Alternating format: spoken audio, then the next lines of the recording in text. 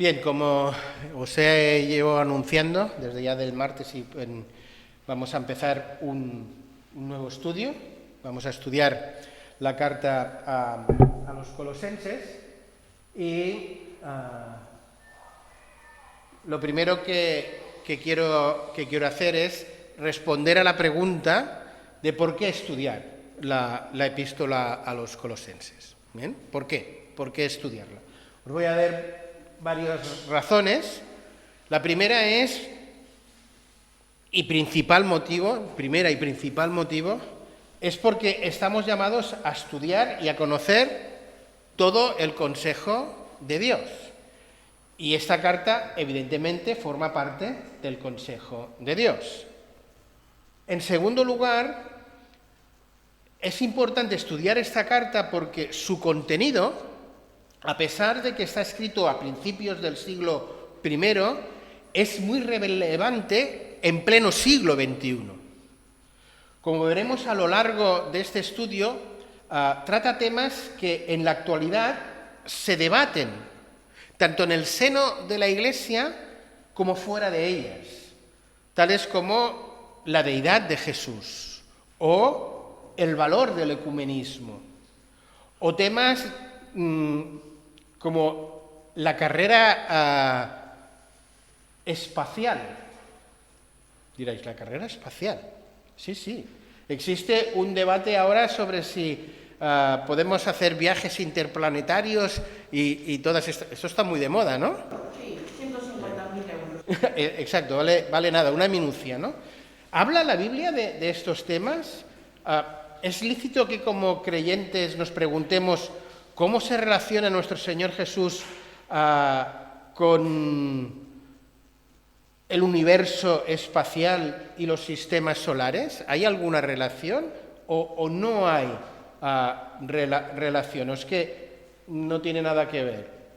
Pues sí, esta carta nos presenta a Pablo a Jesús en una importancia cósmica. Nos va a hablar del Cristo cósmico y nos va a hablar de la supremacía de Cristo y cuál es la finalidad de su muerte y de su resurrección. Y en estos términos vamos a ver versículos que nos hablan de ese Cristo cósmico y todas estas cosas entran en ello. En tercer lugar, es importante estudiar esta carta porque vivimos en un mundo pragmático. Me explico. Vivimos en un mundo donde no se cuestiona tanto si una cosa es verdad o si es mentira, sino si funciona o no funciona. La carta a los colosenses nos va a hacer ver que estas dos preguntas no se pueden separar y que la verdad sí que importa. Colosenses nos va a hacer ver que la fe cristiana es un estilo de vida que funciona, pero funciona porque está basado en la verdad de Dios.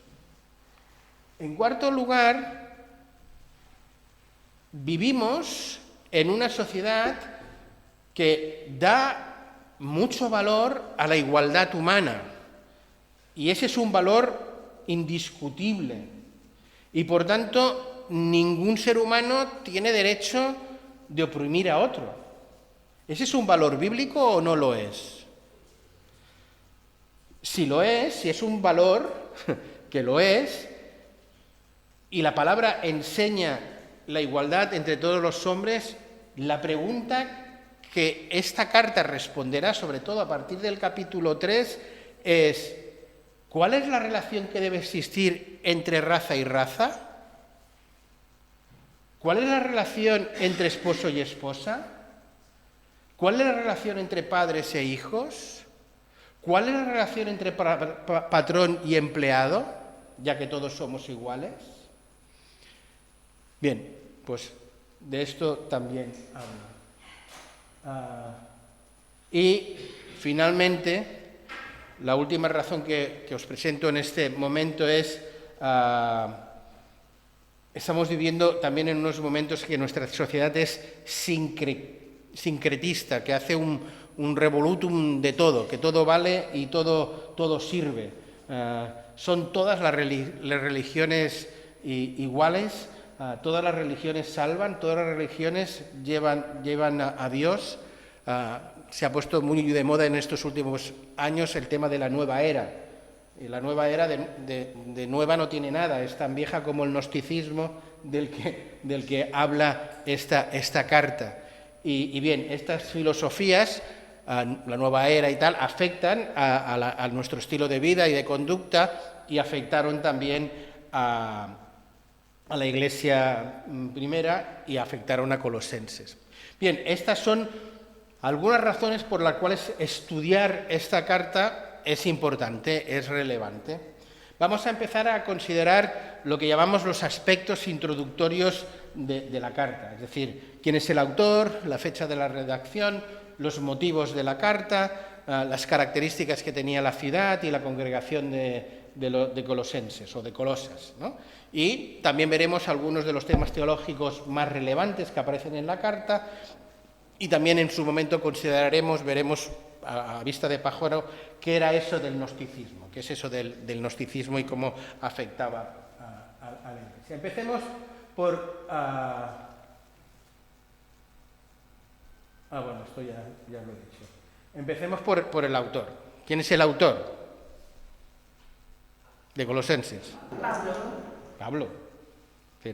Versículo 1. ¿Cómo empieza? Pablo, apóstol de Jesucristo, por la voluntad de Dios, y el hermano Timoteo. Bien, según este versículo, las personas que envían esta carta son Pablo y Timoteo. Sin embargo, el autor principal de la carta, sin lugar a dudas, es Pablo. Timoteo estaba allí en el saludo como un ayudante de Pablo, y podría ser que hasta hubiera sido su amanuense. ¿Sabéis qué es eso del amanuense, no? Es decir, el que a lo mejor escribió la carta, porque todos sabemos de los problemas que tenía Pablo con su vista, pero versículos como 1.1 o versículo 23, alguien lee 23 y 4.18, que allí aparecen. ¿Alguien lee? Si en verdad permanecéis fundados y firmes en la fe y sin moveros de la esperanza del Evangelio que habéis oído, el cual se predica en toda la creación que está debajo del cielo, del cual yo, Pablo, fui hecho ministro. Y él como ministro escribe, ¿no? Y 4.18. La salvación de mi propia mano, de Pablo, acordados de mis testigos, la gracia sea con vosotros. De mi propia mano, es decir, escribo esto de mi propia mano. La salutación. La salutación. Sí, al menos la salutación o el final, ¿no? Como veremos, más adelante Pablo estaba encarcelado en Roma y recibe la visita, veremos, de Epafras, quien con toda seguridad fue el que inició la obra en la ciudad de Colosas, porque en ningún lugar del libro de los Hechos ni en el resto de las cartas se nos dice en ningún momento que Pablo pasara por Colosas. Leamos Colosenses 1.17. Y él, perdón, no. 1.7, perdón, me he equivocado, 1.7, no 17. Tal como lo aprendisteis de Epafras, nuestro amado consiervo, quien es fiel servidor de Cristo de parte nuestra. Vale. Este Epafras es un consiervo, es el siervo. Bien, Epafras viaja a Roma y le cuenta cuál es el estado espiritual de la Iglesia que él fundó, ¿no? Y después Pablo, en base a lo que Epafras le cuenta, es que redacta una carta, Colosenses, a fin de dar respuesta a todas las cuestiones con que Epafras le ha informado. Bien, eso es la evidencia que decimos interna de la carta, lo que dice la carta de sí misma, que nos da evidencias de que Pablo es el autor de la carta. Después están lo que se llaman las evidencias externas. Las evidencias externas es que los padres de la Iglesia, la inmensa mayoría, todos apuntan a que Pablo es el autor de esta carta, y ahí tenéis los nombres y las fechas de cada uno de ellos: Ireneo, Clemente de Alejandría, Orígenes, Tertuliano, y hay muchos más, pero para no aburrir os he puesto estos.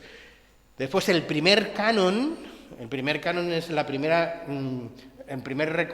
recolección de los textos del Nuevo Testamento que son acreditados como inspirados por Dios. En esa lista que se llama Muratorio, la primera, sin ninguna duda, ese canon atribuye ya desde el principio la autoría de la Epístola de los Colosenses a Pablo. ¿De acuerdo? Con todo,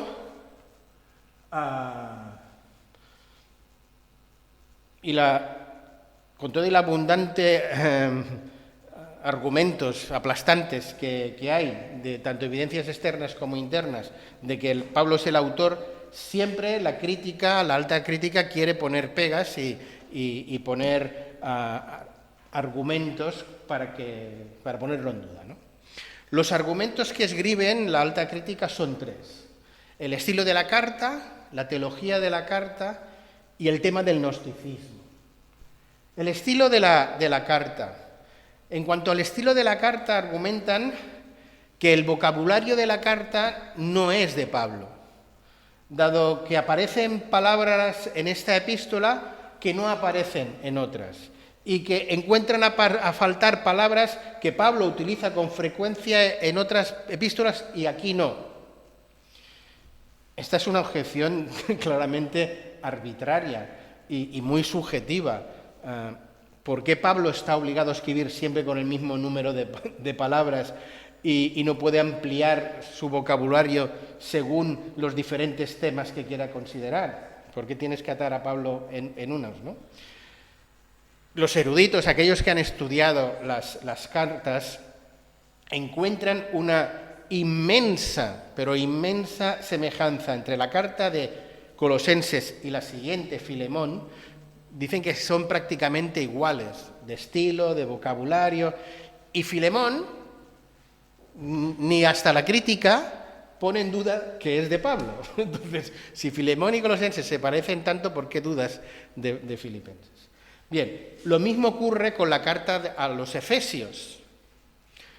¿Por qué tanta similitud? Bueno, es que tanto Efesios como Filemón como Colosenses están escritas en el mismo lugar. ¿Dónde? En la cárcel, en Roma. Bien.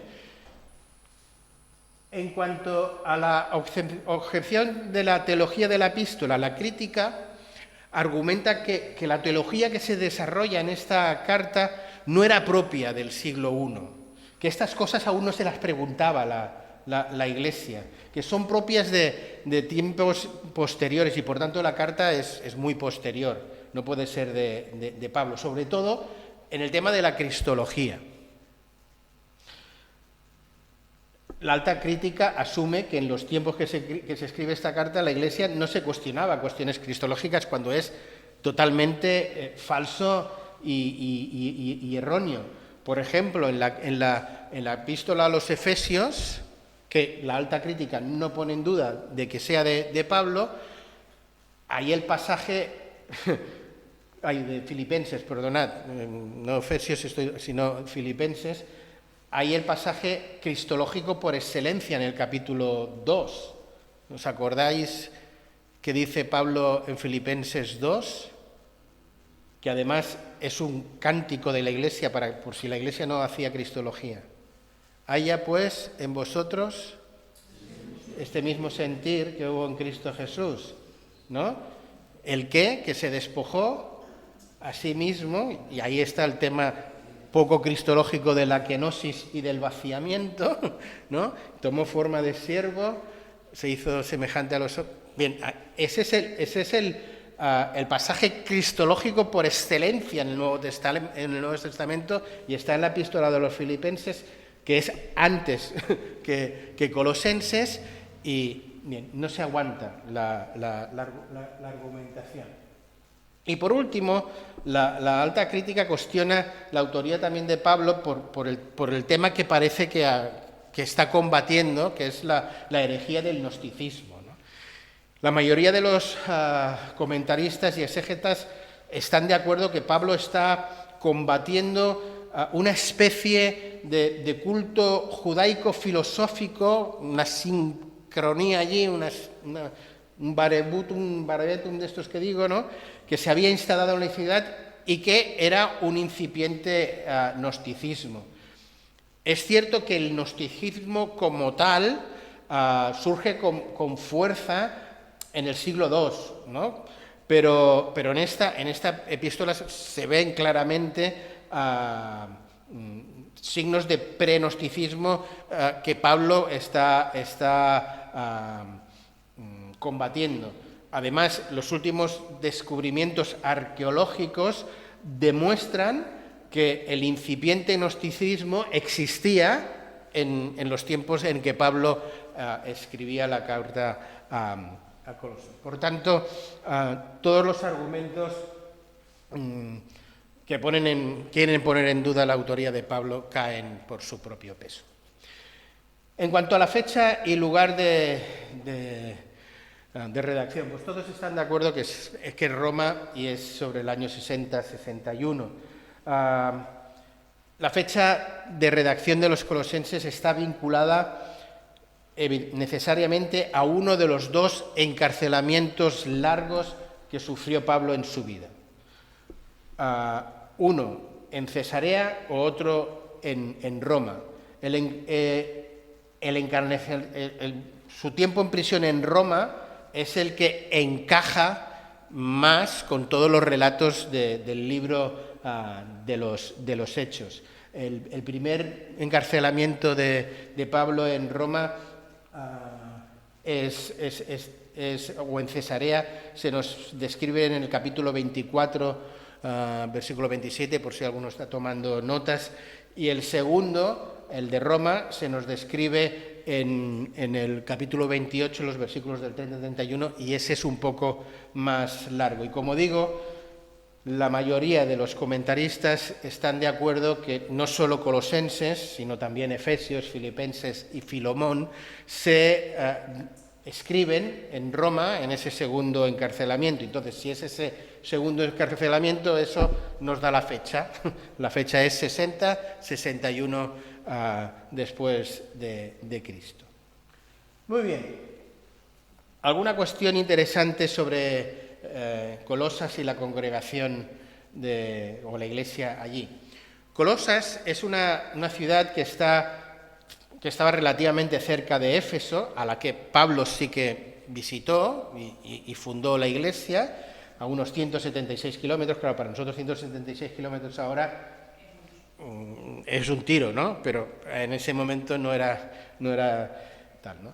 Y esta era una ruta que unía la ciudad de Colosas con Éfeso mediante el valle del río Éufrates. Y en ese valle hay otras ciudades importantes, otras ciudades menos importantes, pero que aparecen en el texto bíblico, como es Laodicea, a la cual se le escribe una carta, y Hierápolis, a la cual Pablo quiere que estas cartas se lean en esas ciudades, como veremos más adelante. Laodicea estaba a 16 kilómetros de Colosas, eso sí que ya está más cerca, y Hierápolis estaba a unos 21 kilómetros del tal. Pero la ciudad más importante en la zona era Éfeso, no Colosas. Y Pablo, si sabéis un poco de su estrategia misionera, iba a los lugares estratégicos para que después de allí otros escamparan el Evangelio. Y él fue a Éfeso, pero parece ser que no fue en ningún momento a Colosas. La ciudad de Colosas era parte del reino de Persa, del libro de Esther que veníamos estudiando antes, y en el 133 a.C., Roma, la toma y el Senado la hace romana, ¿no? Y después los romanos construyeron lo que se conoce como la mayor de las autopistas del tiempo moderno, en aquel, que era la Vía Egnatia, y esa Vía Egnatia no pasa por Colosas. Y al no pasar por Colosas, hace que Colosas pierda la influencia que había tenido dentro de una ruta de comercio. Es como ahora cuando en la Nacional ya no pasan los coches, pierde importancia porque ya la gente no pasa por allí, van por la autopista, ya no paran y entonces se cierran los comercios. Supongo que esa situación la conocéis. Pues eso le pasó a Colosas en su tiempo. La ciudad de Colosas estaba habitada mayoritariamente por gentiles. Era una ciudad de griegos y de neopersas, pero gentiles.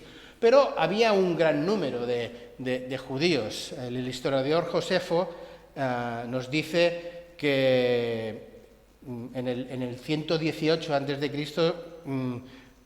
Se transportaron 2.000 judíos de Babilonia a Colosas, y los historiadores hacen un cálculo que en el 76 después de Cristo, es decir, unos pocos años después de que se escribiera esta carta, habían 11.000 varones registrados. Antes contaban solo los hombres, 11.000 varones registrados a judíos que vivían en la capital. Por tanto, aunque era una ciudad gentil, por así decirlo, la influencia judía en Colosas era de mucha importancia. Entonces, en cuanto a la congregación de Colosas, pues como ya os he mencionado, no hay ninguna constancia de que Pablo fundara esta iglesia a la que ahora escribe, sino que es una iglesia que funda uno de sus discípulos, Epafras, que no solo funda Colosas, sino que funda las iglesias que están en ese contexto, como es Laodicea y Herápolis. Bien. Hasta aquí, ¿alguna pregunta o comentario? Porque yo estoy ahí, me he lanzado. Una pregunta. Los tres padres de la Iglesia, que ha mencionado al principio, ¿estos padres de la Iglesia eran los seguidores de los discípulos? Claro. Sí. Por eso son padres de la Iglesia. Es que si no, no serían padres de la Iglesia. Ya es que eso. Era... Bueno, es que normalmente nunca hablamos de los padres de la Iglesia, pero cuando los apóstoles no estaban, otros siguieron lo que ellos habían dejado. Sí. Pues los padres de la Iglesia se les llama padres de la Iglesia porque fueron los seguidores o los que los apóstoles formaron y... Se formaron para después continuar con el Evangelio, claro. Y ellos fueron los que cerraron el canon, es decir, los que decidieron qué libros forman parte de la Biblia y no fueron los apóstoles, fueron los padres de la Iglesia en los concilios siguientes, que ellos tienen un papel importante, y por eso destaco que estos padres en ningún momento dudaron de que Pablo era el autor de la epístola a los Colosenses. Bueno, el motivo, pues como ya os he dicho, el motivo es lo que Epafras informa de la situación que hay en Colosas, ¿no?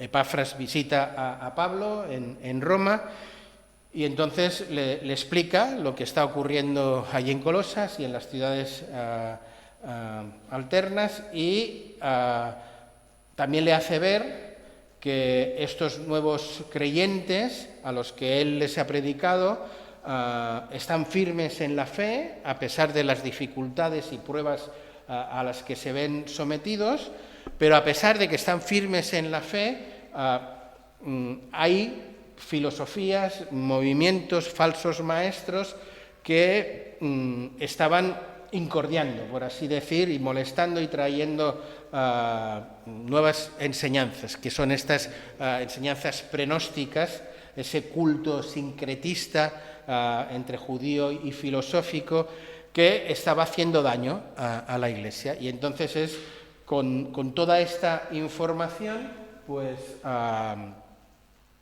Pablo redacta su epístola, que lo que pretende al redactar esta carta es exaltar la persona de Cristo sobre todas las otras tonterías que se estaban diciendo, y por eso llega a hablar del Cristo cósmico del que os decía antes. Bien, la importancia práctica de esta epístola.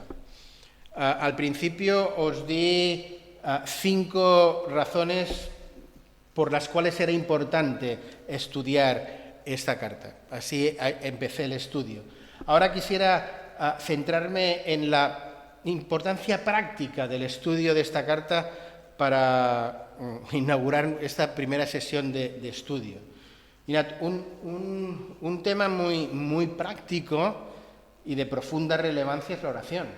Para eso estamos hoy aquí.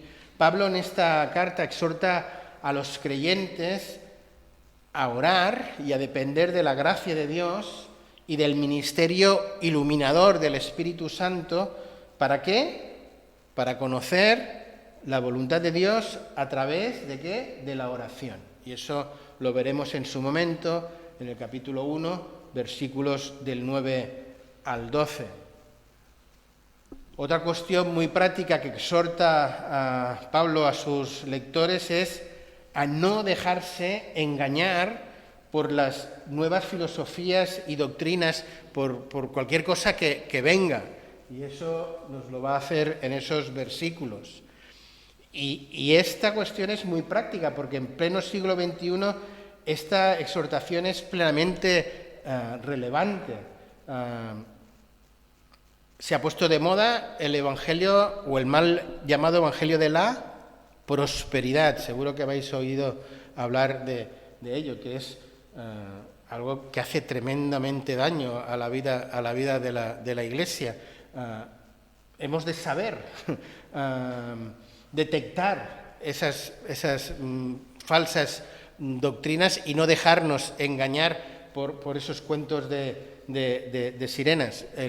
La cuestión del Evangelio de la Prosperidad es uno, pero ahora la superfe es otra de las cuestiones que está muy de moda, o el declarar cosas. Declaro que no te... El declarar en el nombre de Dios.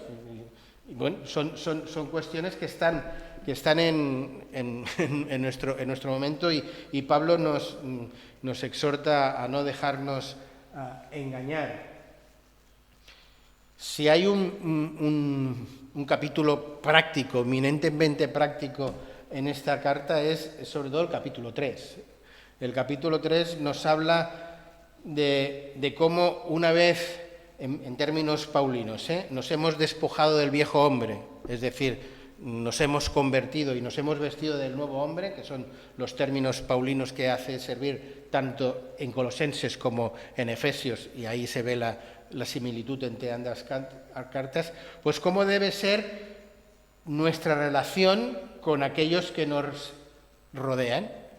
Ahora que ya nosotros nos hemos despojado de lo viejo y nos hemos vestido de lo nuevo, ahora que somos nuevos, ¿cómo nos relacionamos nosotros con el entorno? De eso habla el capítulo 3, ya sean creyentes o no sean creyentes. Y es algo que veremos. Además, Colosenses contiene enseñanzas claves en cuanto a lo que podríamos decir la teología. Es una carta que, al combatir el gnosticismo, hay mucha teología, hay teología. Habla de la deidad de Cristo mucho, habla del tema de la reconciliación, habla del tema de la redención, habla del tema de la elección, habla del tema del perdón, habla del tema de la naturaleza de la Iglesia y refuta todo el sistema prenóstico, toda herejía en el capítulo 2. Bien, hasta aquí la primera parte de la introducción. La semana que viene no, la siguiente os daré algún detalle